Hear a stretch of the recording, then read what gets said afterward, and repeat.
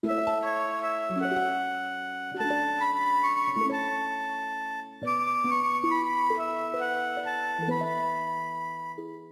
la fin de la décennie, sœur Yolande Bouchard et père Émile Lebel sont rejoints par sœur Madeleine Gendron, également religieuse de l'Enfant Jésus, et le père capucin Marc Picard. Ces 4 piliers formeront l'équipe de fondation afin d'établir les bases de ce que deviendra officiellement le centre de prière Le Cénacle, centre de renouveau chrétien dans l'Esprit Saint et lieu de formation et de ressourcement spirituel. Et en 1980, on a commencé les sessions ici. On a œuvré pendant 12 ans dans la maison appartenant aux Capucins avec un minimum de chambres aussi. Et présentement, on est passé de capacité d'accueil de 42 à plus de 100 présentement. Si on n'avait pas eu les bienfaiteurs, on n'existerait pas. La maison serait fermée depuis 1992. Pourquoi le Cénacle? Parce que au Cénacle, à Jérusalem, Jésus a annoncé l'Esprit Saint et puis il l'a envoyé. Le renouveau charismatique, c'est la découverte de l'Esprit Saint. Les manifestations, c'est la conversion intérieure, c'est le goût de la prière, c'est le goût de l'engagement pour les autres. On a donné le nom du Cénacle pour rappeler cela et rappeler notre mission aussi, qui est de propager pas la dévotion, mais la connaissance et l'expérience de l'Esprit Saint.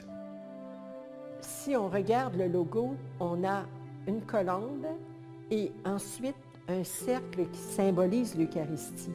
Donc, le Cénacle, c'est le lieu de l'Eucharistie et le lieu de l'envoi de l'Esprit. L'Eucharistie se fait tous les jours. Rends grâce au Seigneur Père de nous avoir donné d'abord son Fils Jésus, à qui nous allons nous unir pour célébrer l'Eucharistie. Et à travers les différents moyens d'accomplir la mission, on a la célébration des sacrements, des soirées de prière, des fins de semaine, soit de formation, d'expérience spirituelle, d'évangélisation, c'est-à-dire qu'on va vivre une conférence et une expérience qui nous permet d'intérioriser le message qui nous a été donné. La mélodie des mots permet d'extérioriser sa peine, répandre sa joie, célébrer la vie et rassembler les cœurs. C'est une manière pour nous de prêcher l'Évangile. La prédication, ça peut se faire par quelques-uns d'entre nous qui lisent l'Évangile et qui la commentent, mais ça peut aussi passer par le chant. Dieu le Père créateur, pour les œuvres de tes mains, pour le monde et ses merveilles.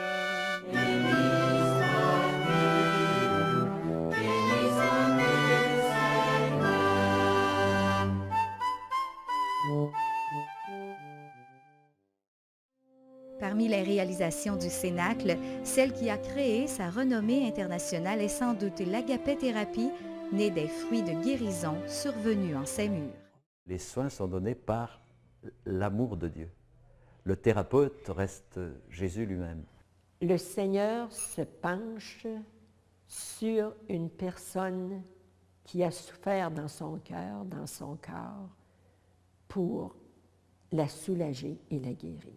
Ça nous fait découvrir que Jésus en nous travaille et veut nous transformer. Alors, si on est ouvert, alors à ce moment-là, la vie se renouvelle. C'est une rencontre d'intimité avec le Seigneur. C'est permettre au Seigneur de venir dans toutes les étapes de notre vie, depuis la conception. Et puis on voit que les causes partent de très, très loin. La conception, dans le sein de la mère, à la naissance, et ça se développe après dans le courant de la vie.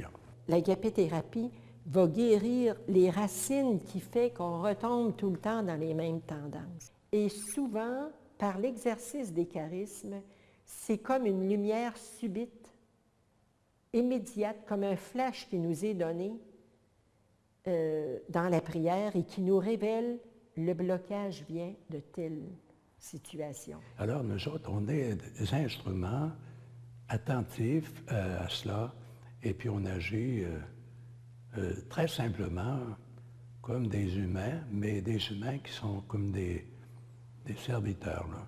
Ils laissent passer le message à travers nous. On est la parole qui signifie la présence de Dieu, puis on est des mains qui signifient l'action que Dieu veut faire dans les personnes. Ça guide et oriente la prière de guérison qui va suivre. Et toutes les fois qu'on touche à quelque chose de négatif, il y a toujours le pardon. Mais c'est jamais dans un climat de juger l'autre. C'est tout le temps, mes parents ont fait ce qu'ils ont pu, mais les circonstances qui entouraient tel événement ont fait qu'ils n'étaient pas à leur meilleur ce jour-là ou pendant cette période-là. Alors, je dois accorder un pardon. Et cela, ce n'est pas de la théorie pour moi parce que je l'ai expérimenté d'abord pour moi. Et je ne pensais pas qu'un jour je serais celui qui accompagne ou qui aide à entrer dans ce chemin de libération.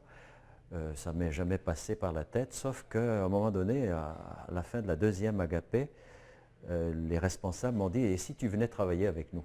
Je venais souvent pour des sessions. Alors, je suis venue offrir mes services à un moment donné. Puis, j'ai commencé. Et après un moment de formation, parce que ils nous demandent un bon moment de formation. On n'arrive pas comme ça, accompagnateur, tout d'un coup. Hein. Chaque personne reçoit une sorte d'enseignement et de temps de prière par des personnes accompagnatrices qui sont des personnes expertes, qui sont préparées pour ça. Ça n'arrive pas comme ça, là. C'est des personnes. Alors, c'est ça qui personnalise pour chacune, je dirais, le projet de guérison. Je trouve l'équipe vraie, des gens vrais qui ne portent pas de masque, des gens qui nous acceptent tels qu'on est, qui ne jugent pas. Il y a différentes fonctions. Il y a les gens qui sont sur l'évangélisation plus officiellement. D'autres, c'est l'animation. Certains comme accompagnateurs. D'autres, ça va être dans l'entretien, la maintenance, l'entretien du terrain, la vaisselle, le ménage, la réception, la comptabilité. Alors, l'éventail des activités est très large. Il y a un climat bienfaisant, très fraternel. On a une vie de prière. C'est l'ambiance que nous créons à l'intérieur, grâce à Dieu, qui nous aide le plus. Je dirais que c'est l'esprit qui règne ici, cette ambiance où Dieu se rend présent, qui fait le charme de la vie à l'intérieur.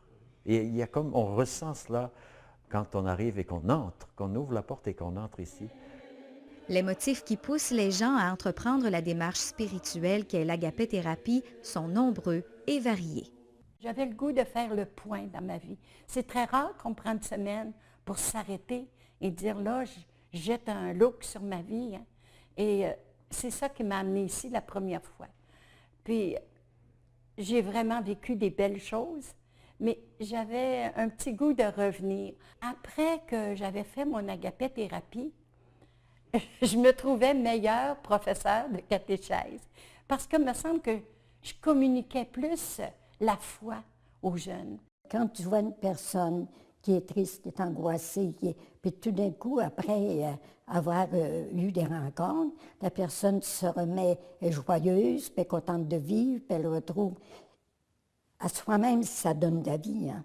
Alors moi, pour moi, là, je dis l'agapé-thérapie, ça a été une source de vie. Par l'agapé-thérapie, on a un moyen efficace de redonner l'espérance et la foi au monde. Enfin, les trois, l'espérance, l'amour et la foi, en les touchant directement dans leur vie personnelle. On ne parle plus de l'histoire du salut comme théorique, ça touche vraiment les étapes de la vie de chacun. Et je pense que c'est un moyen merveilleux pour l'Église. L'agapé-thérapie porte des fruits ordinairement assez permanents parce qu'on va chercher la racine des traumatismes. C'est vrai que ça vient chercher les racines de notre blessure profonde. Mais je me dis, c'est un grand cadeau d'être capable d'entrer en profondeur, puis de prendre conscience des beautés qui sont en nous autres, puis qu'on ne découvre pas toujours. Hein. On a réalisé que lorsque quelqu'un vit une session d'agapé-thérapie de façon efficace, là, ça rejoint 10 à 15 personnes. Les membres de leur famille, le conjoint, les proches parents, les amis, les collègues de travail.